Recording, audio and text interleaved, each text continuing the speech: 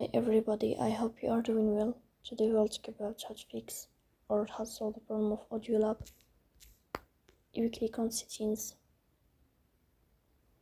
In this page you click on apps, default apps, app settings. In this page here you search about Audiolab and you click. Here in this page of app info, you will go to first stop and you will click OK. Then we click on storage. Here we click on clear cache. Then here you turn off your Wi-Fi and you will turn on your Wi-Fi again to fix that problem. So that's all. Don't forget to support us by like and subscribe. See you next time in another video and thank you for your watching. Enjoy.